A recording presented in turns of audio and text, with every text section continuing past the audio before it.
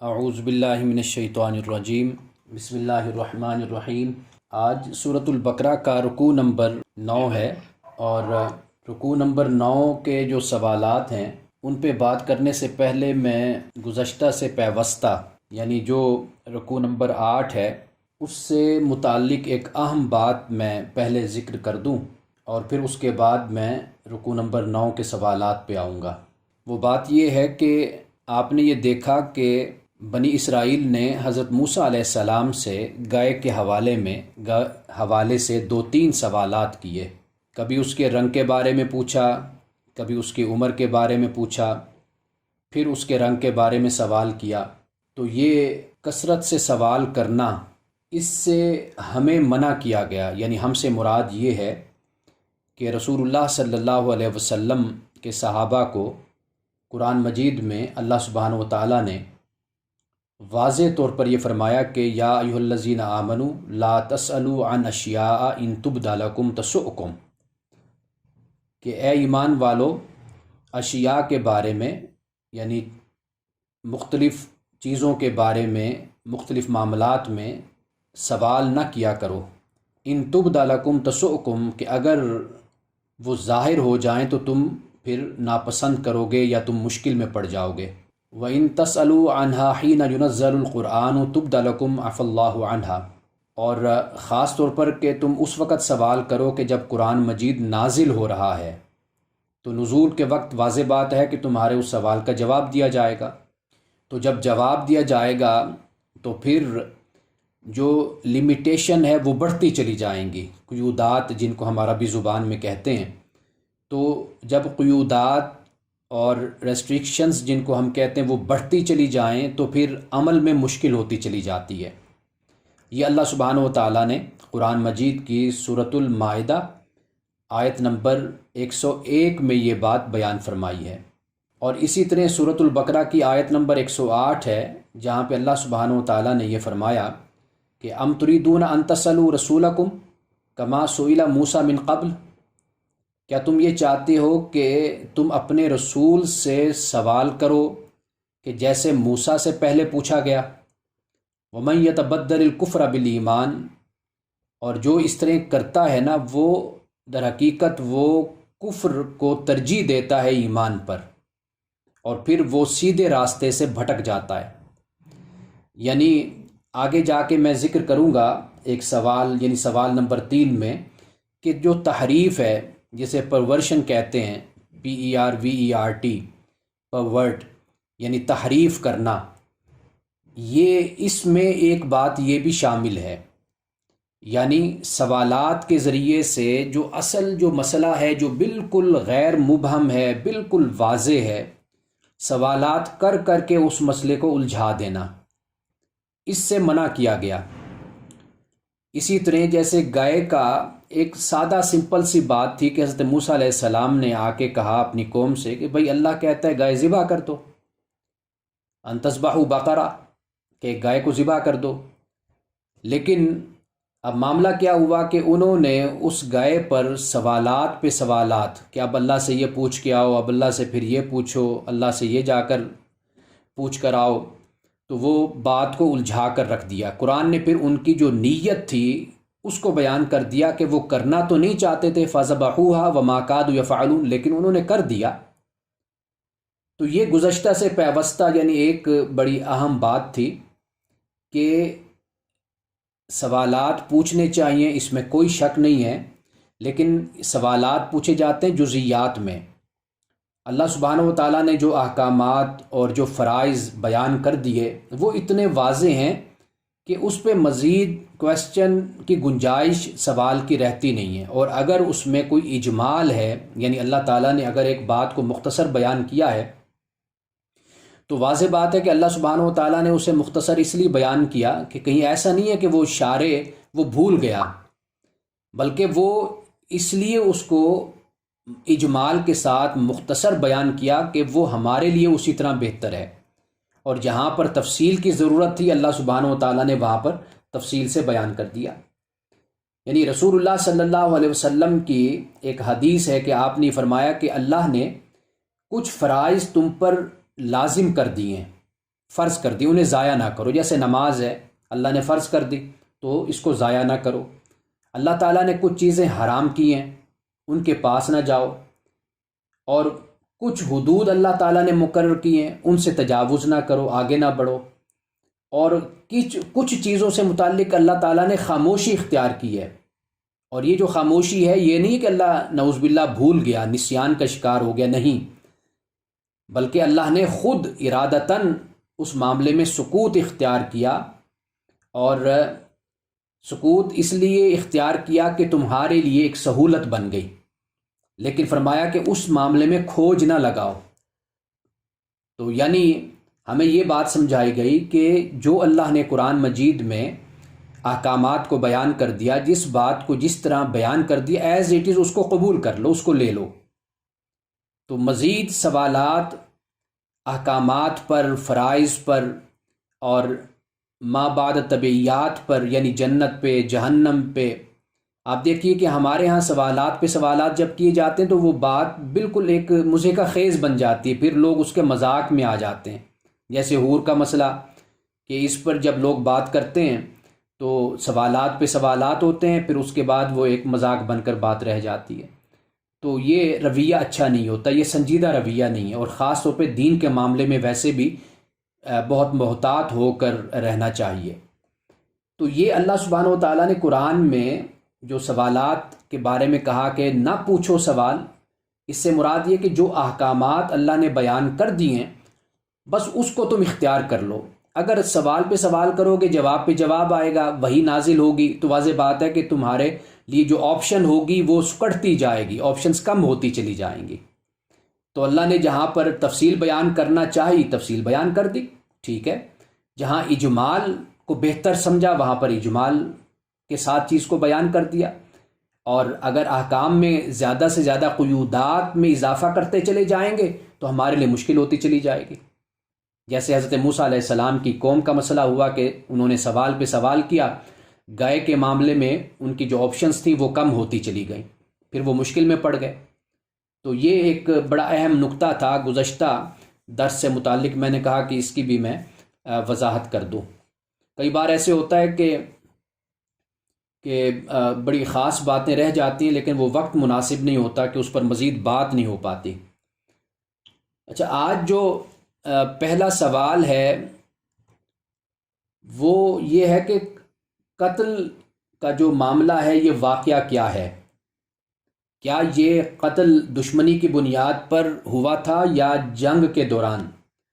اس بارے میں یہ بات یاد رکھیے کہ قرآن نے یہاں پر کچھ بھی ذکر نہیں کیا، نہ کسی حدیث میں بیان ہے.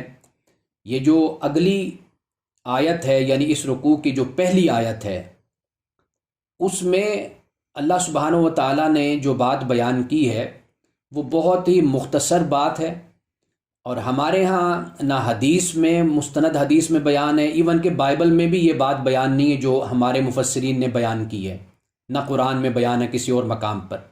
قرآن میں ایک جگہ پر ایک بات کو اختصار سے بیان کیا جاتا ہے تو اسی بات کو دوسرے مقام پر اس کو کھول کر بھی بیان کر دیا جاتا ہے، لیکن اس بات کو قرآن نے کسی اور مقام پہ بیان نہیں کیا.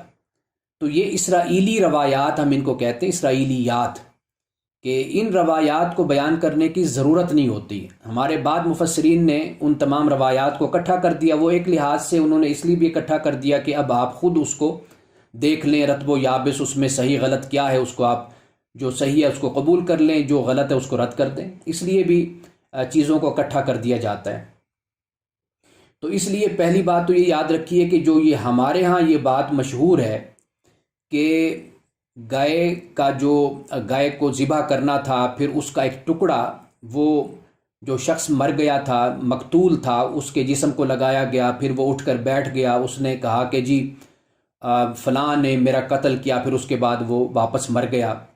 تو یہ ایسی کوئی روایت مستند نہیں ہے اور کوئی ایسا واقعہ کتابوں میں موجود نہیں ہے. اس لیے ایک بات تو یہ ہوگی کہ بہت مشہور ہے یہ واقعہ لیکن اس کی کوئی سند نہیں ہے. اچھا، اب دوسری بات یہ یاد رکھیے کہ اللہ سبحانہ و تعالیٰ نے یہاں پر کوئی واقعے کو بیان کرنا یہ مقصود نہیں ہے. بلکہ یہاں پر مقصود ہے بنی اسرائیل کی تاریخ کو اور ان کی سرکشی کو بیان کرنا، یہ مقصود ہے۔ جیسے گائے کی قربانی ذبح کرنے کے مسئلے سے یہود کی جو سرکشی تھی، سوالات پہ سوالات کرنا اور تحریف کرنا، اس کو بیان کر دیا گیا۔ اسی طرح یہاں پر جو قتل کا واقعہ ہے اس کو صرف اس بنیاد پر بیان کیا گیا کہ بھائی تم اتنے سرکش ہو، تمہاری یہ حالت ہے کہ تم اللہ سبحانہ و تعالیٰ کا جو حکم ہے، جو رہنمائی ہے، تم اس پر عمل کرنے کے لیے تیار نہیں ہوتے۔ صرف سمپل بات یہ ہے۔ اور اسی لیے اس کے بعد اللہ سبحانہ و تعالیٰ نے پتھروں کی مثال دی ہے کہ ایک پتھر کہ جس میں سے چشمے پھوٹتے ہیں، ایک پتھر جس میں سے پانی صرف نکلتا ہے، یعنی کم پانی نکلتا ہے، تیسرا پتھر کہ جو اللہ کی خشیت سے گر پڑتا ہے۔ ان تین پتھروں کا یہاں پر ذکر کیا گیا، یعنی بتایا یہ گیا کہ پتھر تو پتھر، یعنی وہ بھی اللہ کی خشیت رکھتے ہیں، اس میں سے بھی چشمے پھوٹ پڑتے ہیں، لیکن تم ایسے انسان ہو کہ تمہارے دل نرم نہیں ہوتے، تم رب کی بارگاہ میں نہیں جھکتے، تم اس حد تک سرکشی اور رعونت تک پہنچ چکے ہو۔ یہ اللہ تعالیٰ نے بیان کیا۔ تو میں نے یہ عرض کر دیا۔ اچھا، پھر یہ ہے کہ ہمارے ہاں یہ بھی ہے کہ جو رکوع نمبر 8 میں گائے کا واقعہ ہے اس کا اس سے تعلق ہے، یعنی وہ گائے کو ذبح کیا گیا، اور 9ویں رکوع کی جو پہلی آیت ہے اس کا تعلق اس 8ویں رکوع کے اس ذبح کرنے، گائے کے ذبح کرنے سے تعلق ہے۔ اس کا کوئی تعلق نہیں، وہ ایک علیحدہ واقعہ ہے۔ اب وہ واقعہ، وہ چیز کیا ہے، وہ میں بیان کر دیتا ہوں۔ وہ عربی زبان میں ہم اس کو کہتے ہیں قسامہ۔ قسامہ کا مطلب یہ ہوتا ہے کہ مثال کے طور پر ایک شخص، ایک گمنام قتل ہوا ایک شخص کا، یعنی قاتل کا پتہ نہیں ہے۔ اب وہ کسی بستی میں، کسی گاؤں میں، کسی شہر میں، کسی محلے میں اس کا قتل ہوا۔ اب وہاں پر جو اس علاقے میں رہنے والے ہیں ان لوگوں کو اکٹھا کر کے قسم لی جائے گی کہ اس کا قاتل کون ہے، کس نے اس کو قتل کیا ہے۔ اگر وہ کہتے ہیں کہ جی ہم اللہ کی قسم اٹھاتے ہیں اور ہم میں سے کسی نے قتل نہیں کیا، یا ایک ایک کر کے فرد کہتا ہے جی میں نے قتل نہیں کیا، تو وہ بری ہو جائیں گے۔ یا پھر لواحقین کو، ورثاء کو کسی پر شک ہے تو وہ اس سے پھر قسم لیتے ہیں۔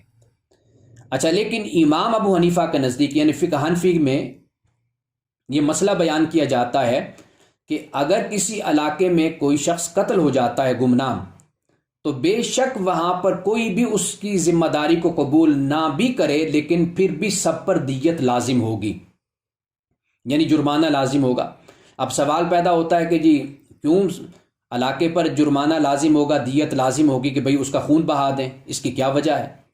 تو وہ بیان یہ کیا جاتا ہے کہ اس لیے کہ بھائی تمہارے علاقے میں ایک شخص کا قتل ہو گیا اور تمہیں پتہ بھی نہیں ہے۔ یہ جو ہمارے ہاں طریقہ ہے کہ سانوں کی، یعنی جو ہو رہا ہے بس ٹھیک ہے ہوتا رہے، ہمیں کیا اس سے تعلق، نہیں، یہ نہیں ہے۔ یعنی اگر ہمارے علاقے میں، ہمارے محلے میں کسی جگہ پر کوئی واقعہ ہوتا ہے تو ہمیں اس کے بارے میں خبردار ہونا چاہیے، ہمیں اس کے بارے میں علم ہونا چاہیے، اور اس مسئلے کو ہمیں مل جل کر محلے کی سطح پر، علاقے کی سطح پر اس کو حل کرنا چاہیے۔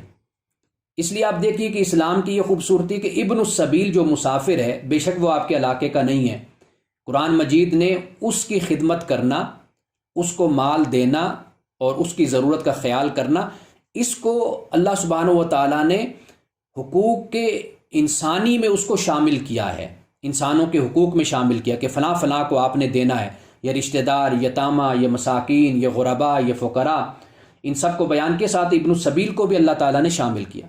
تو لہٰذا وہ تو ایک خیر علیحدہ بات ہے، لیکن آپ یہ دیکھیے کہ اس حد تک اللہ سبحانہ و تعالیٰ ہمیں ذمہ دار ٹھہراتا ہے۔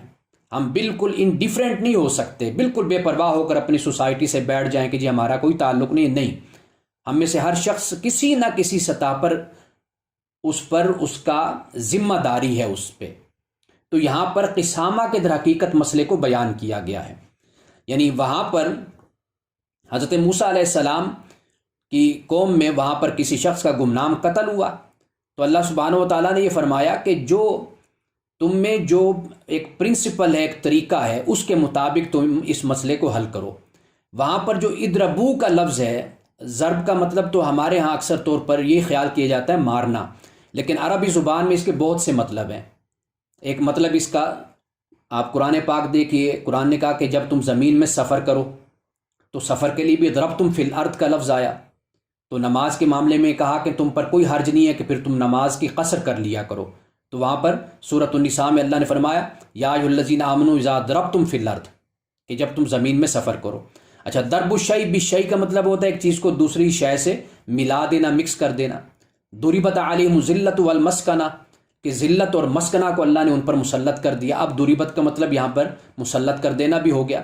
تو یہاں پر جب اللہ نے فرمایا فقلنا اضربوہ، تو ہم نے انہیں کہا کہ اس کو اپلائی کرو، اس کا اطلاق کرو، اس کو لاگو کرو، یعنی جو ایک پرنسپل، ایک قانون قاعدہ ہے اس کو تم لاگو کرو. ببعدھا، وہ جو نفس قتل ہوا اس کے معاملے میں، یعنی اشارہ اس بات کی طرف ہے کہ جو گمنام قتل ہو جاتا ہے نا، اس معاملے میں پھر ذمہ داری فقط ایک شخص کی نہیں ہوتی، پھر وہ جو پوری کمیونٹی ہوتی ہے وہ اس کی ذمہ دار بنتی ہے. پھر بنیادی طور پر اجتماعی سطح پہ اس مسئلے کو تم حل کرو. یہاں پر اللہ سبحانہ و تعالیٰ نے اس بات کو بیان کیا.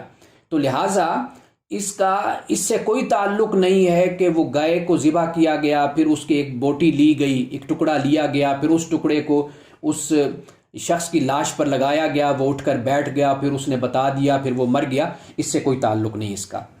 آگے فرمایا کذالک یحیی اللہ الموتى، اس طرح اللہ تعالیٰ مردوں کو زندہ کرتا ہے. اب یہاں پر جو مردوں کو زندہ کرنا، قرآن پاک نے وَلَکُمْ فِی الْقِصَاص کہا کہ تمہارے لیے قصاص میں حیات، زندگی ہے. یا اولی الالباب، اے عقل والو، یعنی اللہ تعالیٰ نے قصاص کو زندگی قرار دیا.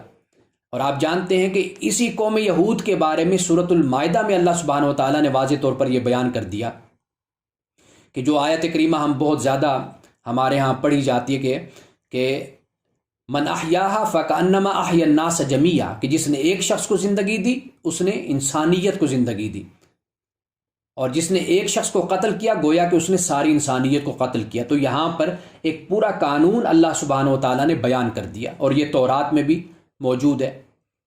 تو یہ در حقیقت اس مسئلے کی وضاحت یہاں پر کی گئی.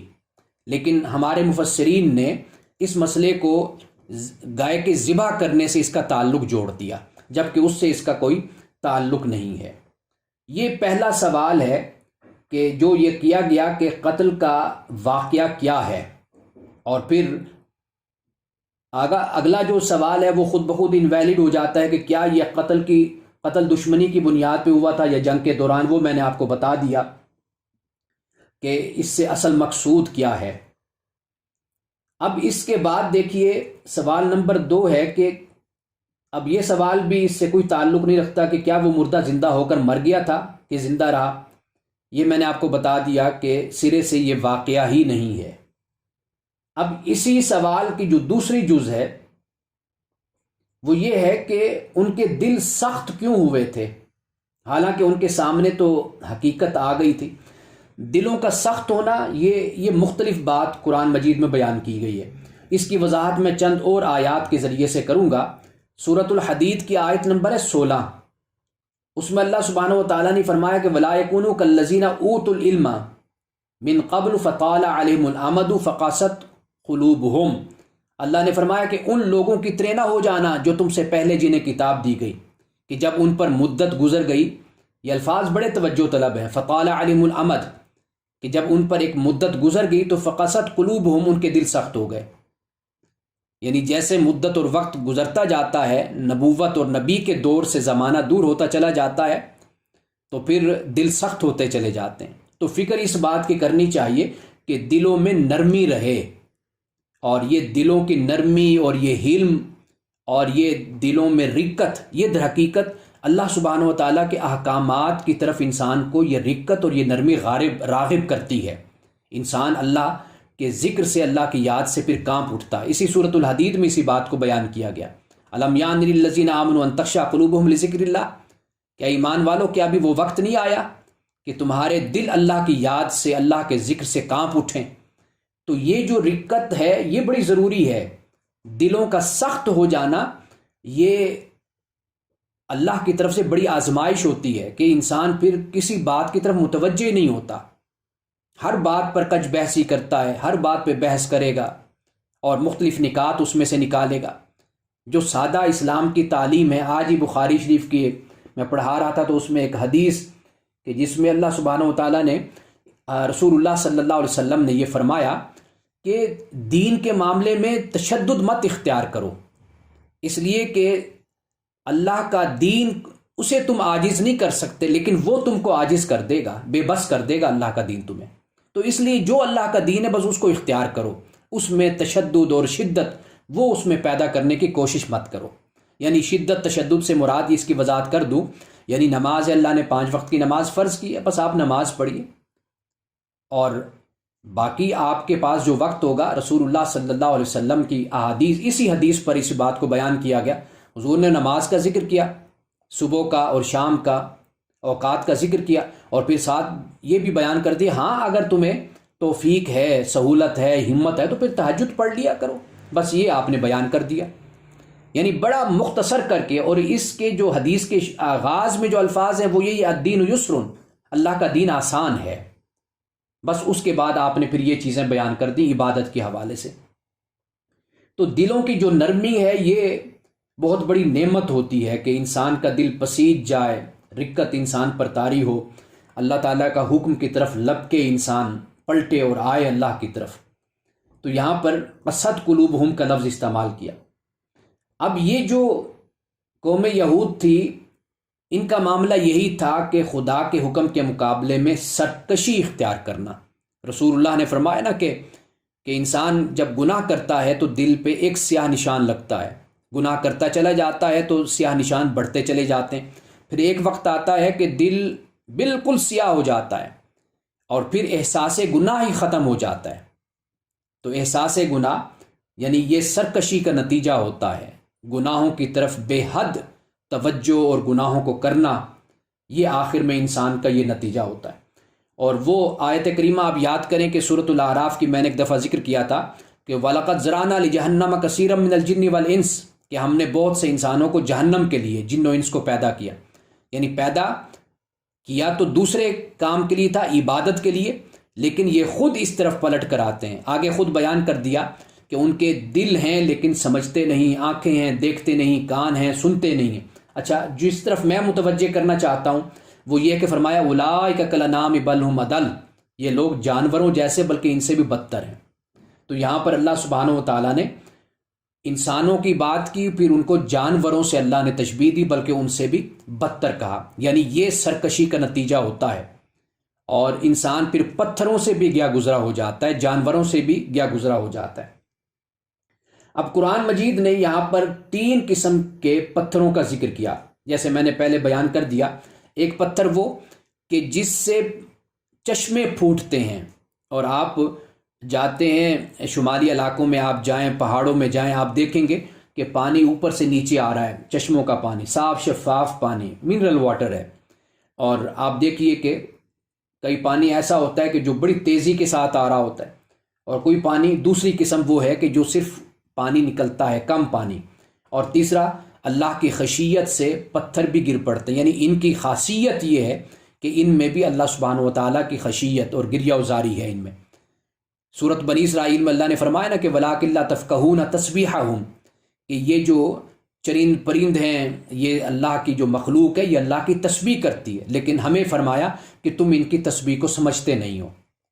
اب معاملہ یہ ہے کہ یہ پتھروں کی خشیت کیا ہے یہ اللہ سبحانہ و تعالیٰ جانتا ہے، لیکن ہمیں چند احادیث سے اس بات کا پتہ چل جاتا ہے کہ جیسے رسول اللہ صلی اللہ علیہ وسلم نے فرمایا کوہ احد کے بارے میں، پہاڑ احد کے بارے میں آپ نے فرمایا کہ یہ ہم سے محبت کرتا ہے، ہم اس سے محبت کرتے ہیں۔ آپ نے یہ بھی فرمایا کہ یہ جو حجر اسود ہے، یہ کل قیامت کے دن اللہ سبحانہ و تعالیٰ اس کو، رکن یمانی کو اور اس کو حجر اسود کو فرمایا کہ 2 آنکھیں اللہ دے گا، اور اس کے 2 ہونٹ ہوں گے، اور اس کا منہ ہوگا۔ اللہ سبحانہ و تعالیٰ کے پیارے رسول صلی اللہ علیہ وسلم نے یہ فرمایا۔ یعنی کہ پتھروں کا بیان اس طرح کیا گیا کہ انسانوں کو متوجہ کیا گیا کہ جب پتھر بھی اللہ سبحانہ و تعالیٰ کی خشیت سے گر پڑتے ہیں، ان میں چشمے پھوٹ پڑتے ہیں، تو تم کیوں نہیں اللہ سبحانہ و تعالیٰ کی بارگاہ میں خشوع و خضوع کے ساتھ پیش آتے؟ تم کیوں نہیں اپنے اندر جھکاؤ اور تضرع پیدا کرتے؟ اس لیے اللہ سبحانہ و تعالیٰ نے یہ جو، میں کہتا ہوں کہ اللہ نے اس کائنات میں مختلف اپنی نعمتوں کا جو ذکر کر دیا، سمندر کا، درختوں کا، اللہ نے اس لیے ذکر کیا تاکہ انسان دیکھے کہ یہ سب کچھ دینے والے ہیں، یہ انسان سے مانگتے کچھ نہیں ہے، تقاضا نہیں کرتے۔ انسان کا بھی کریکٹر، خدا کا جو محبوب بندہ ہے، پسندیدہ بندہ ہے، وہ یہی ہوتا ہے کہ جو دینے والا ہوتا ہے، لینے والا نہیں ہوتا۔ یعنی دینے والے سے مراد یہ کہ جب وہ نیکی اور احسان کرتا ہے کسی پر تو جتاتا نہیں ہے، اس کے پیچھے نہیں پڑتا۔ قرآن پاک نے اس کو بڑی مختلف مقامات پر اس بات کو بیان کیا ہے۔ تو یہاں پر جب پتھروں کا ذکر کر دیا تو اللہ سبحانہ و تعالیٰ نے یہ بتا دیا، کیونکہ انسان کے نزدیک سب سے زیادہ سخت جو ترین چیز ہے وہ پتھر ہی ہیں، تو اللہ نے پتھر کی یہاں مثال دے کر یہ بتا دی کہ پتھر بھی نرم ہو جاتے ہیں۔ لیکن اے قوم یہود، تم ذرا اپنے آپ کو دیکھو کہ تم کسی طرح بھی اپنے اندر تضرع کو، خشوع اور خضوع کو اور نرمی کو اور عجز و انکساری کو اپنے اندر تم پیدا ہی نہیں کرتے، خدا کے حکم کی طرف ہی نہیں آتے، اتنے تم سرکش بن گئے ہو۔ تو اس لیے اللہ سبحانہ و تعالیٰ نے یہاں پر پتھروں کی بات کی ہے۔ اب تیسرا سوال یہ ہے کہ اللہ کا کلام بدلنے سے کیا مراد ہے؟ کیا واقعی وہ اس کو بدلتے تھے اور کیسے بدلتے تھے؟ اچھا، یہاں پر سوال مجھے جو بھیجا گیا اس میں بدلنے کا لفظ استعمال ہوا، چونکہ انہوں نے ترجمے سے یہ لفظ لے لیا۔ اصل جو لفظ ہے وہ ہے تحریف عربی زبان میں، جسے میں نے آپ کو بتایا کہ پرورٹ جس کو ہم کہتے ہیں PERVERT، یا ایلٹر بھی غالباً کہتے ہیں۔ اگر میرا پروننسیشن صحیح نہ ہو تو میری معذرت آپ قبول کیجئے۔ تو یہ تحریف جو لفظ ہے یہ اصل عربی ہے۔ اب یہ تحریف کیا کرتے تھے قوم یہود، کس طرح کی تحریف کرتے تھے یہ میں آپ کو بتا دیتا ہوں۔ ایک تحریف یہ ہوتی ہے کہ کہنے والے کی جو منشا اور مرضی ہوتی ہے نا، بالکل اس کے برعکس بات کہنا، یہ بھی تحریف ہے۔ مثال کے طور پر آپ مجھ سے کوئی بات کہتے ہیں، میں آپ کی بات کے بالکل برعکس کوئی اور بات کرتا ہوں کہ جی یہ آپ کہہ رہے ہیں، تو آپ اپنا سر پکڑ کے بیٹھ جائیں گے، آپ کہیں گے جی میں نے تو یہ کہا ہی نہیں، نہ میرا یہ مقصود ہے، نہ یہ میرا مطلب ہے جو آپ نے نکالا ہے۔ تو یہ تحریف ہے۔ ایک تو یہ مطلب ہو گیا۔ دوسرا اس کا جو قوم یہود کیا کرتے تھے وہ یہ کیا کرتے تھے کہ لفظ کو کچھ سے کچھ بنا دیا کرتے تھے، اس کی قرأت ہی تبدیل کر دیتے تھے۔ مثال کے طور پر صفا و مروہ ہے، وہ اس مروہ کو مورا یا موریا یہ اس کا نام انہوں نے دے دیا، تاکہ کہیں ایسا نہ ہو کہ قرآن مجید سے تورات کے یہ الفاظ کہیں مل جائیں آپس میں، اور یہ کہیں گے دیکھو جی ہم دیکھیں آپ کی کتاب میں بھی اپنا مروہ کا ذکر ہے، صفا و مروہ کا ذکر ہے، تو الفاظ کو بدل دینا یہ تحریف۔ تیسری جو تحریف وہ کرتے تھے وہ یہ تھی کہ واقعہ کوئی سٹوری یا انسیڈنٹ کوئی ہے اس کو بالکل ہی اس کو چھپا دینا، اس انداز سے بیان کرنا کہ اس کو بالکل چھپا دینا، جو اصل اس کا مقصد ہے وہ چھپ جائے۔ مثال کے طور پر حضرت ابراہیم علیہ السلام نے جو ہجرت کی مکہ کی طرف اور کعبہ آپ تشریف لائے، اب اس چیز کو انہوں نے بالکل اس طرح بدل دیا تورات میں قوم یہود نے کہ جس سے اس بات پر پردہ ہی پڑ جائے کہ بھئی آپ حضرت ابراہیم علیہ السلام خانہ کعبہ کی طرف نہیں آئے تھے۔ یہ تیسری تحریف ہے۔ اور چوتھی تعریف یہ ہے کہ لفظ کا معنی ہی بدل دینا، یعنی اس کا جو ریفرنس ٹو دا کانٹیکسٹ ہے، سیاق و سباق ہے، اس کو بالکل بدل دینا۔ یعنی جیسے ابن کا لفظ ہے، ابن کا مطلب عبرانی زبان میں دیکھا جائے تو وہ اس کے کئی مطلب بنتے ہیں۔ بیٹا تو نہیں ہے، اس کا مطلب غلام بھی ہے، اس کا مطلب عبد بھی ہے، دوست بھی ہے، محبوب بھی ہے۔ اللہ کے نیک بندوں کے لیے یہ لفظ استعمال ہوا، تو انہوں نے اس لفظ کو بالکل سیاق و سباق سے ہٹا کر اس کو استعمال کیا اور ابن سے مراد لے لیا بیٹا۔ اور آخری بات جو میں نے پہلے بیان کر دی تھی کہ بات تو واضح ہو لیکن سوالات کر کر کے بات کو مبہم کر دینا، چھپا دینا اس پر، یعنی اتنے اشکالات اور ذہن میں اتنے سوالات پیدا کر دینا پوچھ کر کہ جو اصل مسئلہ جب پیغمبر لے کر آیا، مسئلہ بالکل واضح تھا کہ بھئی گائے کو ذبح کر دو، اب اس پر سوالات کیے جا رہے ہیں۔ سوالات کرنے کا کیا نقصان ہوا؟ جو اصل بالکل واضح غیر مبہم بات ہے وہ مبہم ہو گئی، پوشیدہ ہو گئی۔ تو یہ بھی تحریف ہے، یعنی یہ پانچ تحریفیں میں نے آپ کو بتائی ہیں۔ اچھا، تحریف جانتے بوجھتے، یہاں پر خود قرآن نے اس بات کو بیان کر دیا کہ من بعد ما عقلوہ فہم یعلمون، کہ سمجھتے ہیں، جانتے ہیں، پھر تحریف کرتے ہیں۔ تو تحریف سے یہ بھی بات ہمیں سمجھ آ گئی کہ جانتے بوجھتے معلوم ہو سب کچھ ہو پھر بات کو بدل دینا، یہ تحریف ہوتی ہے۔ اگر انسان کی نیت یہ نہ ہو کہ میں نے بات کو بدلنا ہے، لیکن وہ اس بات کو اس طریقے سے سمجھ رہا ہے، تو یہ ایک علیحدہ غلطی آپ اس کو کہہ سکتے ہیں، لیکن اس کو ہم تحریف نہیں کہہ سکتے۔ تو قوم یہود، یہ جو میں نے اب آپ کو مختلف اقسام تحریف کی بتا دی ہیں، اسی کو اگر آپ ذہن میں رکھیں گے تو قرآن مجید میں مختلف مقامات پر آپ کو یہی تعریف ان کی ملے گی۔ سورۃ النساء میں بھی اللہ سبحانہ و تعالیٰ نے اس کو بیان کیا، اور مختلف مقامات پر، یعنی رسول اللہ صلی اللہ علیہ وسلم نے کوئی بات فرمائی تو اس پر اس انداز سے واہ واہ کر کے بات کرنا کہ دوسرے کو متوجہ کرنا کہ جیسے ایک استہزاء کا انداز ہوتا ہے۔ ایک انداز تو ہوتا ہے نا کہ جیسے کوئی نکتہ بیان کیا گیا تو آپ نے دوسروں کو متوجہ کیا کہ آئیں سنیں، کیا خوب بات بیان کی ہے، کیا نئی بات ہے انہوں نے کہی ہے، کیا نکتہ بیان کیا ہے۔ ایک یہ انداز ہوتا ہے کہ واقعی آپ اس کے ساتھ متاثر ہو کر بات کر رہے ہیں، ایک یہ طریقہ ہوتا ہے۔ ایک یہ ہوتا ہے کہ آپ اس کا استہزاء کرتے ہیں، مذاق کرتے ہیں، پھر آپ کہتے دیکھو بھئی یہ کیا نکتہ بیان کر رہے ہیں، ذرا آؤ سنو ان کو یہ کیا کہہ رہے ہیں۔ تو یہ انداز وہ رسول اللہ صلی اللہ علیہ وسلم کی مجلس میں بیٹھ کر اختیار کیا کرتے تھے۔ تو قرآن پاک نے اس کو بھی سورۃ النساء میں بیان کیا ہے۔ تو یہ مختلف صورتیں ہیں تحریف کی۔ تو اس لیے اب ہمیں یہ سمجھ آ گئی کہ وہ اللہ کے کلام کو کس طریقے سے بدلتے تھے۔ اب جو چوتھا سوال ہے وہ یہ ہے کہ یہ کچھ آیت کریمہ جب میں سامنے رکھوں گا پھر میں مزید اس کو واضح کر دوں گا۔ شاید جنہوں نے یہ سوال بھیجا ہے تو وہ اس مقام کو پوری طرح سمجھ نہیں پائے۔ بہرحال انہوں نے اچھا کیا کہ یہ سوال بھیج دیا۔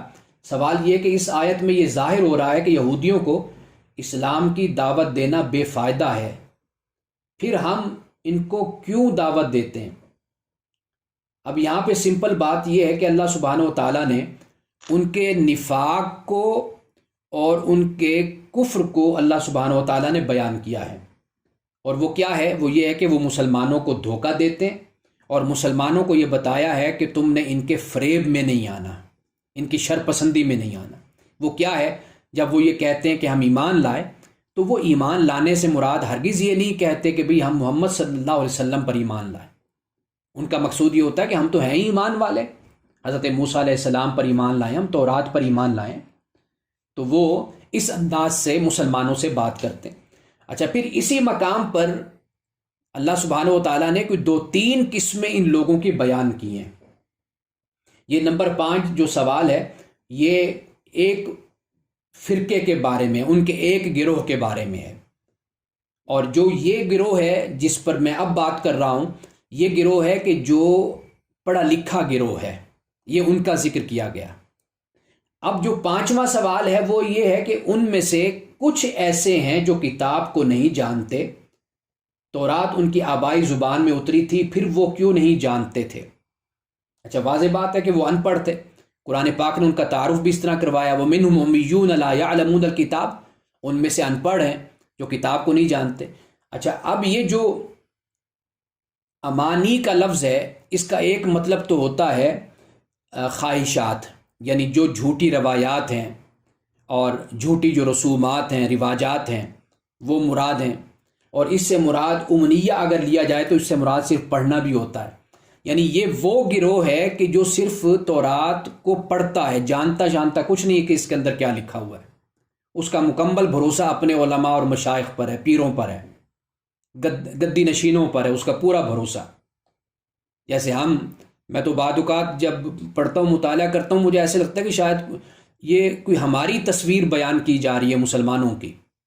ہم نے بھی قرآن کے ساتھ یہ سلوک کیا ہے، یعنی ہمارے ہاں بھی ایک طبقہ ایسا ہے کہ جو صرف قرآن پاک کو پڑھتا ہے دیکھ کر، اس کو پتہ نہیں کیا لکھا ہوا ہے، باقی اس کا سارا بھروسہ علماء اور مشائخ پر ہے، مفسرین پر ہے، اور جو روحانی بابے اور بزرگ ہیں ان پر ان کا باقی بھروسہ اور یقین ہے کہ یہ ہمیں نکال کے لے جائیں گے۔ قرآن پاک کو بس وہ کتاب وظیفہ یا ثواب کی کتاب سمجھ کر پڑھتے ہیں، حالانکہ ثواب کے اور بڑے کام ہوتے ہیں جو انسان کو کرنے چاہیے۔ اللہ کی یہ کتاب ہے، یہ تو ثوابوں کا سرچشمہ ہے، جزا و سزا کا، انعام کا سرچشمہ ہے۔ یعنی یہ بنیاد ہے، مبدا، مرکز ہے یہ. اس کو ہم پڑھیں گے، ہمارے اخلاق سنوریں گے. اخلاق سنوریں گے تو ہم یہی ثواب ہی کمائیں گے کتاب کو پڑھ کر سمجھ کر.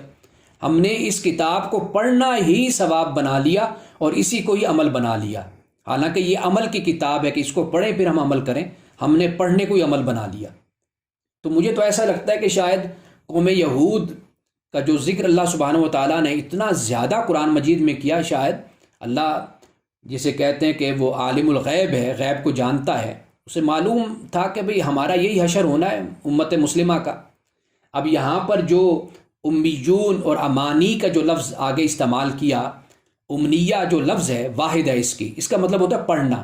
مطلب یہ ہے کہ ایک گروہ تو وہ تھا کہ جو تورات کو پڑھتا تھا، سمجھتا تھا، پھر تحریف کرتا تھا، اس میں پھر تبدیلی کرتا تھا، پھر من پسند اس کی تشریح کرتا تھا. ایک طبقہ قوم یہود میں وہ تھا کہ جو ان پڑھ تھا، صرف کتاب کو پڑھتا تو تھا تورات کو لیکن سمجھتا کچھ نہیں تھا. باقی اس کی جھوٹی خواہشات تھیں بس اپنی، کہ بس ہم بخشے جائیں گے، ہم نکل جائیں گے. وہ جو قرآن نے بیان کیا وَقَالُوا لَن يَدْخُلَ الْجَنَّةَ إِلَّا مَنْ كَانَ هُودًا أَوْ نَصَارَىٰ، کہ صرف ہود اور نصارہ ہی جنت میں جائیں گے، اس کے علاوہ کوئی نہیں جائے گا. یہ وہ جھوٹی خواہشیں ہیں جو ان عوام نے، ان پڑھ لوگوں نے، جو قرآن کو، تورات کو پڑھنا نہیں جانتے تھے، انہوں نے یہ خواہشیں وابستہ کر رکھی تھی. اب یہ جو ان پڑھ کی بات کی جا رہی ہے، یہ بات یاد رکھیے کہ اس ان پڑھ سے مراد کتاب اللہ کا ان پڑھ ہونا ہے. ممکن ہے کہ زندگی میں بڑی ڈگریاں اس کے پاس ہو، بڑی سرٹیفکیٹس اس کے پاس ہوں اور بڑے بڑے عہدوں پر وہ قائم رہا اور ہو، اس تعلیم کی نہیں بات ہو رہی. اصل علم وہی ہوتا ہے جو انسان کو خدا تک پہنچاتا ہے، اللہ کی ذات تک، اللہ کا عرفان انسان کو عطا کرتا ہے. اصل علم تو وہی ہوتا ہے نا. تو اللہ سبحانہ و تعالیٰ نے قرآن مجید کی جب بات کی ہے تو یہاں پر امانیہ جو اللہ نے کہا، تو یہ ان پڑھ وہ لوگ ہیں جو تورات کو پڑھتے تو تھے لیکن تورات کو سمجھتے نہیں تھے. ان کو یہاں پر اللہ سبحانہ و تعالیٰ نے ان کا ذکر کر دیا. جب ہم ترجمہ پڑھیں گے تو پھر مزید بات واضح ہوتی جائے گی. آخری جو سوال ہے وہ یہ ہے کہ آیت نمبر 79 میں سستے داموں کتاب بیچنے سے کیا مراد ہے؟ اچھا، کتاب کا لکھنا اور کتاب کو بیچنا، اس سے اصل تو مراد یہ ہے کہ جس طرح سورۃ التوبہ میں اس بات کو بیان کیا گیا کہ اللہ سبحانہ و تعالیٰ نے ارباب من دون اللہ، کہ بھئی تم نے اللہ کو چھوڑ کر احبار اور رہبان کو، اپنے علماء اور مشائخ کو رب بنا لیا تھا. تو کہتے کہ حضرت ادی بن حاتم طائی کے جو صاحبزادے تھے، بیٹے تھے، وہ بیٹھے ہوئے تھے، مسلمان ہو گئے. تو جب یہ آیت رسول اللہ صلی اللہ علیہ وسلم نے پڑھی تو انہوں نے کہا کہ یا رسول اللہ، ہم نے تو کبھی ان کو رب نہیں بنایا، اپنے علماء اور مشائخ کو. یعنی جب میں کرسچن تھا، مسیح تھا، تو اس دور میں ہم نے تو کبھی بھی ایسا سوچا بھی نہیں کہ بھئی ہم نے کوئی، ہمارے علماء اور مشائخ کوئی رب ہیں. تو رسول اللہ نے کیا فرمایا؟ آپ نے فرمایا کہ ایسا نہیں تھا کہ تم ان کے حلال کو حلال سمجھتے تھے اور ان کے قائم کردہ حرام کو حرام سمجھتے تھے. اس پر حضرت ادی بن حاتم نے خاموشی اختیار کی اور اس بات کو مانا کہ واقعی ایسا ہی تھا. تو یہاں پر اس بات کی طرف اشارہ ہے، اس لیے کہ علماء اور مشائخ اللہ تعالیٰ کی کتاب کے مقابل عوام کی خوشنودی کی خاطر فتوے جاری کرتے تھے. یعنی دین کی سند کے بغیر صرف دنیاوی مقاصد کے لیے وہ لکھتے تھے. تو اس کو یہاں پر کہا گیا کہ تم کتاب کو یہ سستے داموں یہ بیچتے ہیں.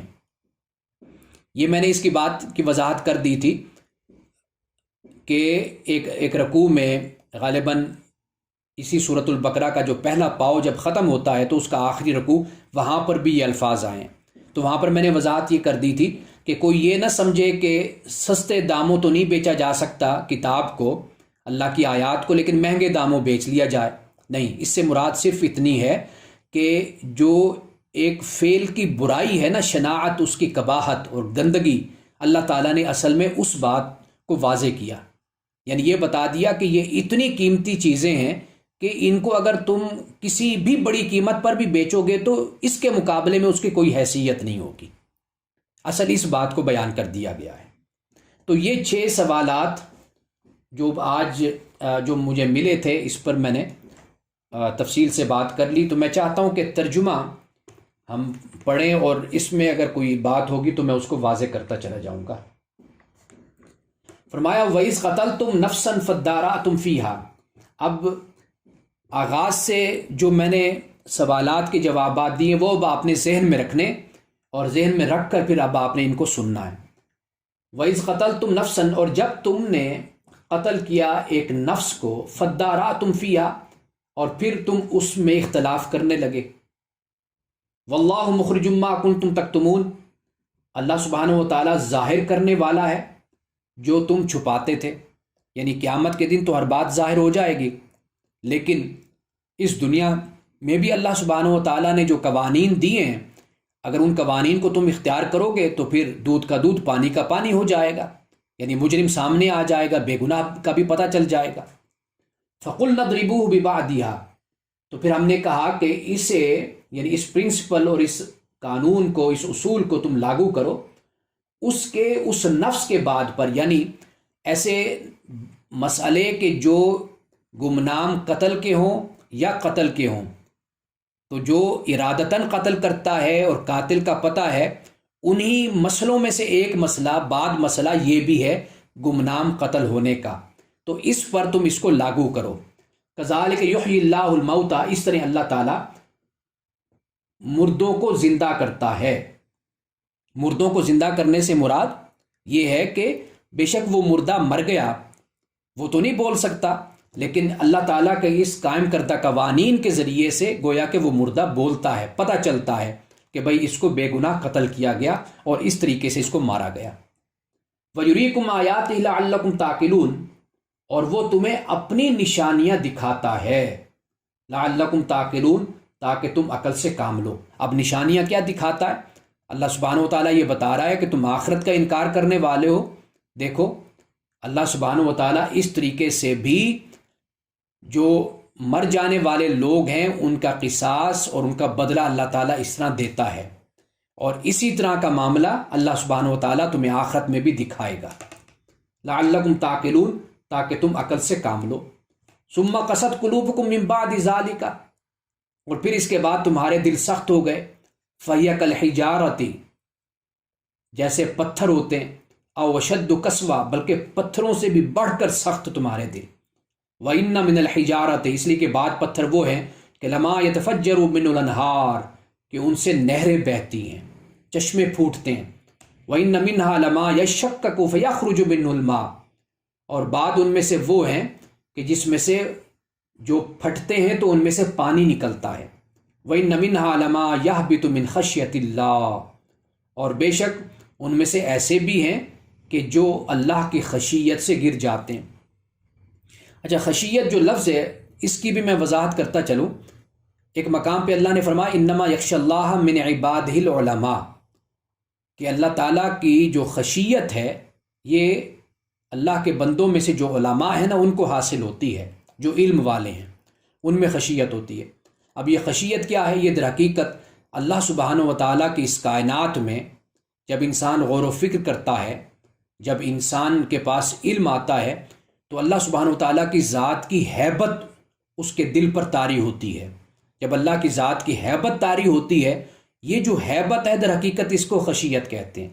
یہ ایک جاہل کو حاصل نہیں ہوتی، یہ ایک عالم کو حاصل ہوتی ہے. اور عالم سے بھی مراد ہرگز آپ یہ صرف نہ سمجھیے کہ جس کے پاس مذہبی علم ہوتا ہے، بلکہ عالم سے مراد قرآن پاک نے جس پس منظر میں اور جس اسلوب میں لفظ عالم کو استعمال کیا ہے، اس سے مراد آپ یوں کہہ سکتے ہیں کہ جو سائنٹسٹ ہوتے ہیں، جو کائنات میں غور و فکر کرتے ہیں، جو کائنات میں تحقیق کرتے ہیں، دریافت کرتے ہیں، یہ در حقیقت علماء ہیں. خشیت بھی ان پہ پھر طاری ہوتی ہے، اس میں کوئی شک نہیں. جن کے پاس قرآن کا علم ہے، جن کے پاس تورات کا علم ہوتا ہے، انجیل کا ہوتا ہے، ان پر بھی خشیت طاری ہوتی ہے، کیونکہ وہ اللہ کے کلام کو پڑھتے ہیں. اللہ کے کلام کا اپنا اثر ہے. وَمَا اللَّهُ بِغَافِلٍ عَمَّا تَعْمَلُونَ، اور اللہ تعالیٰ اس سے جو تم کرتے ہو غافل نہیں ہے، بے خبر نہیں ہے. أَفَتَطْمَعُونَ، اب یہ مسلمانوں سے یہ بات کہی جا رہی ہے. کیوں؟ اس لیے کہ جو منافق لوگ تھے یا یہود تھے یا قبائلی لوگ تھے وہاں پر، وہ بھی تو مسلمانوں کے رشتہ دار ہی تھے نا. اور مسلمانوں کو ایک لحاظ سے جو ایمان والے تھے وہ ایمان لائے کن کے کہنے پر؟ رسول اللہ کے آنے سے پہلے قوم یہود نے جو ان کے دلوں میں ایک امید پیدا کی تھی کہ اللہ کا ایک نبی آنے والا ہے، اللہ کا آخری نبی آنے والا ہے، ہماری تورات میں اس کا ذکر ہے۔ جو تورات کو ماننے والے اہل کتاب تھے وہ غیر اہل کتاب کو رسول اللہ کی خوشخبری دیا کرتے تھے۔ جب رسول اللہ تشریف لائے، غیر اہل کتاب تو ایمان لے آئے، یا ان کے رشتہ دار ایمان لے آئے، یا دوست یا ہمسائے یا اس علاقے کے رہنے والے، لیکن جو خود اہل کتاب تھے وہ دشمنی اور عداوت میں مبتلا ہو گئے۔ اب یہ جو ایمان والے تھے یہ انہی کے پاس جاتے تھے جو رسول اللہ کے آنے سے پہلے خوشخبریاں دیا کرتے تھے۔ کیا کہتا ہے قرآن؟ قرآن کہتا ہے افتطمعون، کیا تم امید رکھتے ہو، طمع کرتے ہو، ایؤمنوا لکم، کہ وہ تمہاری بات مان لیں گے، تمہاری بات کو سنیں گے۔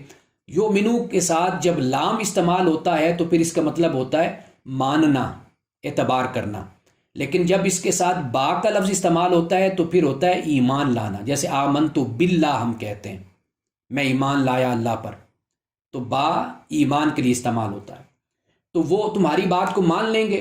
وقد کان فریق منہم، اور ان میں سے ایک فریق تو ایسا ہے یسمعون کلام اللہ، اللہ کے کلام کو سنتا ہے، ثم یحرفونہ من بعد ما عقلوہ، کہ پھر اس کلام میں تحریف کرتا ہے، من بعد ما عقلوہ، بعد اس کے کہ اس کو وہ سمجھتا ہے، سمجھ لیتا ہے، وہم یعلمون، اور وہ جانتے ہیں، جانتے بوجھتے سمجھتے پھر تحریف کر دیتے ہیں اللہ کے کلام میں۔ اچھا، یہ پڑھے لکھے اہل کتاب ہیں۔ وَإِذَا لَقُوا الَّذِينَ آمَنُوا قَالُوا آمَنَّا، اور جب ملتے ہیں یہ لوگ ایمان والوں سے تو کہتے ہیں ہم ایمان لائے۔ اب یہ دوسری قسم آپ کہہ لیجئے کہ یہ منافقین، وَإِذَا خَلَا بَعْضُهُمْ إِلَىٰ بَعْضٍ، اور جب وہ اپنوں کے ساتھ علیحدگی میں جاتے ہیں، قَالُوا أَتُحَدِّثُونَهُمْ، تو وہ کہتے ہیں أَتُحَدِّثُونَهُمْ بِمَا فَتَحَ اللَّهُ عَلَيْكُمْ، کہ کیا تم ان سے بات کرتے ہو یا تم ان سے وہ بات کہتے ہو کہ بما فتح اللہ علیکم، جو اللہ نے تم پر کھول دی، یعنی تمہاری تورات میں، تمہاری کتاب میں رسول اللہ کا ذکر ہے، اللہ کے دین کا ذکر ہے، قرآن کا ذکر ہے، تم ان سے وہ باتیں کرتے ہو لیحاجوکم بھی عند ربکم، کہ یہ تو پھر کل قیامت کے دن رب کے پاس تم سے حجت بازی کریں گے، بحث کریں گے۔ یعنی آپ اندازہ کیجئے کہ اتنی عقل کی مت ماری جاتی ہے انسان کی کہ ہیں اہل کتاب اور کیا اس بات کو نہیں مانتے کہ کل قیامت کے دن اللہ کے حضور حاضر ہونا ہے؟ اللہ تو ہر چیز کو جانتا ہے، تو پھر کہتے ہیں کہ بھئی ان کو تم مسلمانوں کے ساتھ بیٹھ کر جب تم یہ باتیں کرتے ہو تو یہ تو کل قیامت کے دن حجت بازی کریں گے، اللہ کی بارگاہ میں کہیں گے یہ تو ہمیں خود دنیا میں بتایا کرتے تھے رسول اللہ صلی اللہ علیہ وسلم کی بعثت کے بارے میں۔ افلا تعقلون، کیا تمہیں عقل نہیں ہے؟ اولا یعلمون، تو کیا وہ نہیں جانتے؟ ان اللہ یعلم، بے شک اللہ جانتا ہے، ما یسرون و ما یعلنون، جو وہ چھپاتے ہیں اور جو وہ ظاہر کرتے ہیں۔ اب دیکھیے آگے ان پڑھ کا ذکر، ومنہم امیون، اور ان میں سے کچھ ان پڑھ بھی ہیں، لا یعلمون الکتاب، کتاب کو نہیں جانتے، الا امانیہ، یعنی صرف پڑھنا جانتے ہیں۔ ایک ترجمہ اس کا یہ ہو جاتا ہے، ایک ترجمہ یہ ہوگا کہ نہیں جانتے کتاب کو مگر اپنی خواہشوں کو بس جانتے ہیں۔ وَإِنْهُمْ إِلَّا يَظُنُّونَ، اور یہ صرف اور یہ لوگ ظن کرتے ہیں، خیال کرتے ہیں، خیال کے گھوڑے دوڑاتے ہیں، یہ اسپیکولیشن کرتے ہیں، بس ان کا اور کوئی کام نہیں ہے۔ یہاں پر اللہ سبحانہ و تعالیٰ نے یعنی کہ جو ان پڑھ ہیں اہل کتاب ان کا ذکر کر دیا، اور یہ دیکھیے کہ وہ پڑھے لکھے تھے تو وہ تحریف کرتے تھے، انہوں نے اپنے علم تعلیم کو غلط استعمال کیا۔ یہ ان پڑھ تھے، یہ نرے گمان میں اور خیال میں ہی رہتے تھے اور جھوٹی خواہشوں کو ہی پالتے رہتے تھے۔ فوائل للذین یکتبون الکتاب بایدیہم، پس ہلاکت ہے ان لوگوں کے لیے کہ جو کتاب کو اپنے ہاتھوں سے لکھتے ہیں۔ اب کتاب کو لکھنے سے مراد یہ ایک بڑا تفصیلی مسئلہ ہے کہ آیا کہ تحریف کیسی کی اہل کتاب نے اپنی کتابوں میں؟ تحریف لفظی ہوئی، تحریف معنوی ہوئی؟ ہمارے ہاں دونوں نقطہ نظر ہیں۔ ایک نقطہ نظر یہ ہے کہ تحریف لفظی نہیں ہوئی، ایک نقطہ نظر ہے کہ تحریف لفظی ہوئی ہے، یعنی تحریف لفظی نہیں ہوئی تو تحریف معنوی ہوئی ہے، یعنی معنوی سے مراد یہ کہ مفہوم کو بدل دیا گیا، اپنی تفسیر اور اپنے انداز میں پیش کر دیا گیا۔ ایک نقطہ نظر یہ ہے کہ تحریف لفظی ہوئی ہے، یعنی الفاظ کو ہی بدل دیا گیا۔ ایک نقطہ نظر یہ ہے کہ کہیں کہیں پر تحریف لفظی ہوئی ہے، ہر جگہ پر یعنی مکمل تورات اور انجیل میں لفظی تحریف نہیں ہوئی، الفاظ مکمل طور پر نہیں بدلے گئے، کہیں کہیں بدلے گئے۔ ہاں تحریف معنوی بہت زیادہ ہوئی ہے۔ یہ ہمارے ہاں امت میں مسلمانوں میں یہ 3 نقطہ نظر ہے، لیکن آپ کو معلوم ہے ایک نقطہ نظر ہمارے ہاں زیادہ غالب ہو گیا، وہ یہ ہوا کہ جی تحریف لفظی ہوئی ہے، مکمل تورات و انجیل تبدیل کر دی گئی ہے۔ یہ ہمارے ہاں نقطہ نظر زیادہ آپ کہہ لیجئے کہ مقبولیت اس نقطہ نظر کی ہے۔ لیکن یہ ہے کہ بڑے بڑے اجل علماء اور بڑے بڑے مشاہیر علماء کا نقطہ نظر یہ بھی ہے کہ تحریف معنوی ہوئی ہے، لفظی نہیں ہوئی، جس میں ابن قیم کا نام لیا جاتا ہے، امام ابن تیمیہ کا نام لیا جاتا ہے، حضرت شاہ ولی اللہ کا نام بھی اس میں لیا جاتا ہے، یہاں تک کہ اس بات کی نسبت حضرت عبداللہ ابن عباس کی طرف بھی کی جاتی ہے۔ یہ ایک علیحدہ موضوع ہے، تو میں نے مختصر آپ کو بتا دیا کہ یہ تحریف پر بھی ہمارے ہاں مختلف نقطہ نظر ہیں۔ تو یہ فرمایا کہ ہلاکت ہے ان لوگوں کے لیے جو کتاب کو لکھتے ہیں اپنے ہاتھوں سے، جیسے میں نے آپ کو بتا دیا کہ کتاب کے لکھنے سے کیا مراد ہے، یعنی اللہ کی کتاب کو پیش نظر رکھ کر کوئی رائے نہیں دیتے، بلکہ اس کے بالکل مخالف رائے قائم کرتے ہیں دنیاوی غرض کے لیے اور لوگوں کی خوشنودی کے لیے۔ ثم یقولون ھذا من عند اللہ، پھر وہ یہ کہتے ہیں اللہ کی طرف سے، لیشتروا بہ ثمنا قلیلا، تاکہ اس کے بدلے میں تھوڑی سی قیمت لے لیں، اس کو تھوڑی قیمت پہ بیچ دیں۔ فویل لہم مما کتبت ایدیہم، ہلاکت ہے ان لوگوں کے لیے اس سے کہ جو اپنے ہاتھوں سے لکھتے ہیں، وویل لہم مما یکسبون، اور ہلاکت ہے ان کے لیے کہ جو وہ کماتے ہیں۔ وقالوا لن تمسنا النار الا ایاما معدودہ، اور کہتے ہیں کہ ہرگز ہمیں آگ نہیں چھوئے گی مگر چند دن چھوئے گی۔ اب ان کے ہاں بالکل مختلف نقطہ نظر ہے۔ ایک تو کہتے تھے کہ 7,000 سال یہ دنیا قائم ہے اور ہر 1000 سال میں ہمیں ایک دن شاید سزا ہوگی، اور لہٰذا 7,000 سال ہے تو ہمیں 7 دن ہی ہمیں سزا ہونی ہے۔ یہ مختلف ان کے یہود کے نقطہ نظر تھے، اور ان کی کوئی بنیاد، بالکل کوئی بنیاد نہیں ہے۔ یہ ایسی ہے جسے ہمارے ہاں مختلف روایات، ہمارے خطیب، ہمارے واعظ ممبروں پر بیٹھے ہوئے ہمارے مولوی حضرات بیان کرتے رہتے ہیں، جن کا نہ کوئی سر نہ پیر، کچھ بھی نہیں ہوتا، بس لوگوں کو خوش کیے رکھو اور ان سے نذرانے اکٹھے کیے رکھو۔ تو یہ انداز ہمارے ہاں بھی اختیار کیا جاتا ہے بدقسمتی کے ساتھ۔ جو لوگ علم سے وابستہ ہوتے ہیں وہ کبھی بھی کمزور بات نہیں کہتے۔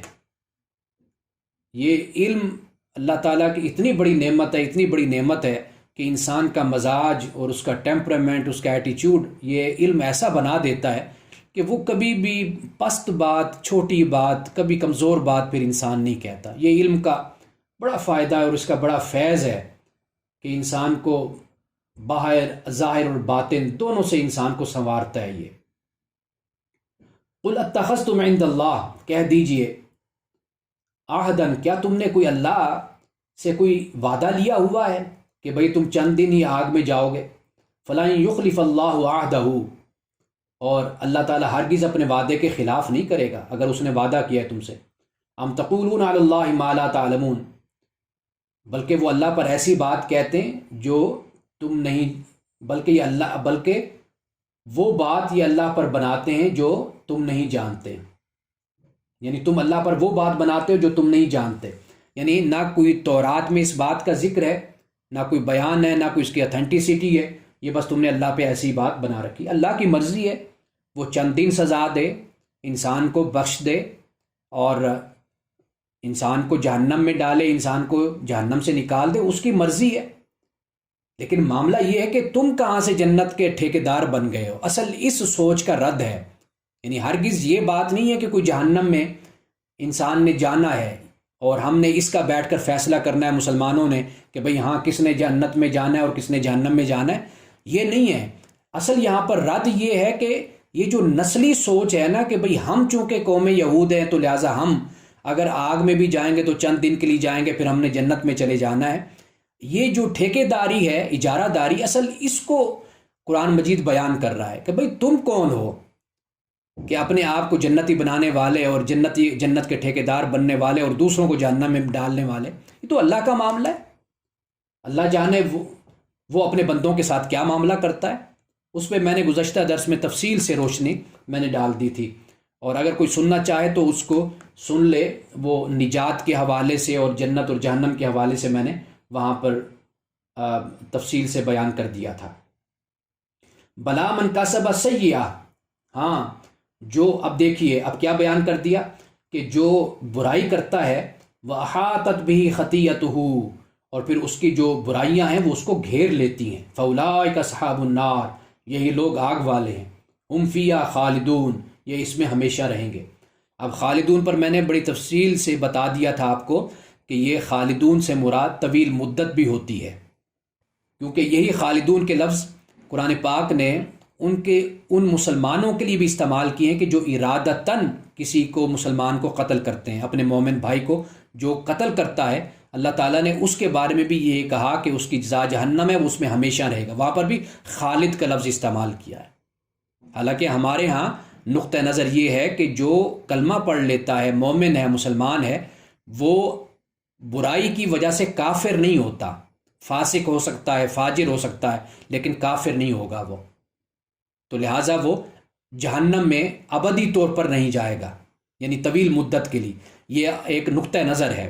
لیکن آپ دیکھیے کہ مومن نے قتل کیا مومن کو، وہاں پر اللہ تعالیٰ نے خالدن کا لفظ استعمال کیا کہ وہ اس میں ہمیشہ رہے گا۔ اب یہاں خالدن سے مراد ہمیشہ اگر ترجمہ کریں تو کیا مومن قتل کرنے والا کیا وہ ہمیشہ جائے گا پھر جہنم میں؟ تو اس سے مطلب یہ ہوا کہ خالدن سے مراد ہم مدت، طویل مدت ہم اس سے مراد لے سکتے ہیں۔ فَأُولَٰئِكَ أَصْحَابُ النَّارِ هُمْ فِيهَا خَالِدُونَ وَالَّذِينَ آمَنُوا وَعَمِلُوا الصَّالِحَاتِ، اور وہ لوگ جو ایمان لائے، وَعَمِلُوا الصَّالِحَاتِ اور اچھے کام کیے، أُولَٰئِكَ أَصْحَابُ الْجَنَّةِ، یہ ہیں جنتی، ہم فِيهَا خالدون، اس میں ہمیشہ رہیں گے۔ اب آپ دیکھیے ایمان اور عمل صالح، ان دونوں کو اکٹھے قرآن پاک نے ہر جگہ پر بیان کیا، ایمان کو اور عمل صالح کو۔ تو یہاں پر اس بات کو بیان کیا کہ جو اللہ کی بارگاہ میں جھکتا ہے، ایمان لاتا ہے، بے شک وہ کوئی بھی ہے، اور اچھے کام کرتا ہے تو اللہ تعالیٰ اس کو جنت میں داخل کرے گا۔ تو یہ در حقیقت اس بات کو ذہن میں رکھیے کہ یہ صرف اور صرف پہلے پارے میں سورۃ البقرہ میں جو ہم پڑھ رہے ہیں، یہاں صرف اور صرف ان کا جو یہ نقطہ نظر ہے کہ ہم بس اللہ کے محبوب بندے ہیں، اللہ کے نیک ہیں، ہم ہی جنتی ہیں اور کوئی نہیں ہے، اللہ تعالیٰ نے ان کے اس سوچ کا رد کیا ہے، اس کو تردید اس کی ہے، اور یہ بتایا ہے کہ بھئی جنت میری ہے، میں اپنے بندوں کے ساتھ اپنی شان کے مطابق معاملہ کروں گا۔ کیا معاملہ کروں گا وہ میں نے آپ کو گزشتہ درس میں بتایا تھا۔ اللہ سبحانہ و تعالی ہمیں قرآن مجید کا فہم عطا فرمائے۔ انشاءاللہ تعالی آئندہ درس میں ہم رکوع نمبر 10 پر ہم بات کریں گے، اور اسی طرح آپ حضرات جو سوالات بھیجتے رہتے ہیں، اسی طرح آپ سوالات بھیجتے رہیں، اور میری گزارش یہ ہے، ایک سوال کسی نے کرنا ہے جی، حسین مرزا نے ہاتھ کھڑا کیا ہوا تھا، جی پلیز آپ بات کر کے ان کا سوال سن لیجیے گا، پھر کال آف کیجیے گا۔ جی السلام علیکم سر۔ جی وعلیکم السلام۔ سر سوال یہ ہے، اکثر ایک بات یہ بھی سننے کو ملتی ہے کہ ہم امت محمدیہ میں سے ہیں تو اس لیے بھی ہم بخشے جائیں گے، اس تاثر میں کس حد تک درستگی ہے؟ دیکھیں میں نے اس پہ گزشتہ درس میں بڑی تفصیل سے، بلکہ ایز اٹ از یہی الفاظ میں نے استعمال کیے تھے کہ یہ بالکل نقطہ نظر درست نہیں ہے کہ ہم امت محمدیہ ہیں۔ یہ بالکل وہی سوچ ہے کہ جس طرح گزشتہ اقوام سوچا کرتی تھی کہ ہم نحن ابناء اللہ و احباؤہ، کہ ہم اللہ تعالیٰ کے محبوب ہیں، اللہ تعالیٰ کے پسندیدہ ہیں۔ تو اللہ تعالیٰ نے کہا فَلِمَ يُعَذِّبُكُمْ بِذُنُوبِكُمْ، پھر اللہ تمہیں تمہارے گناہوں کی وجہ سے کیوں سزا دیتا ہے اگر تم اللہ کے محبوب ہو؟ تو اللہ سبحانہ و تعالیٰ نے قرآن مجید میں حضرت ابراہیم کا بھی جو تعارف کروایا ہے، تو قرآن نے واضح طور پہ یہ کہا ہے کہ ابراہیم نہ تو یہودی تھے اور نہ نصرانی تھے۔ تو قرآن نے صرف اتنا کہا کہ وہ مسلم تھے۔ مسلم سے مراد یہ نہیں ہے کہ وہ کوئی ہماری برادری کے تھے، اس سے مراد صرف اتنا ہے کہ وہ اللہ تعالیٰ کے فرما بردار تھے۔ ہمیں بھی اسی طرح اللہ تعالیٰ کا فرما بردار بننا چاہیے۔ صرف یہ سرٹیفکیٹ ہونا کہ جی ہم چونکہ امت محمدیہ ہیں، امت مسلمہ ہیں، اور اسی بنیاد پر ہماری بخشش ہو جانی ہے، ایسی کوئی گارنٹی ہمیں قرآن میں اور کہیں حدیث میں ہمیں نہیں ملتی۔ جی انشاءاللہ تعالی ہم رکوع نمبر 10 پہ ہم بات کریں گے انشاءاللہ آئندہ منگل کو۔ آپ حضرات کا بہت شکریہ۔ السلام علیکم ورحمۃ اللہ۔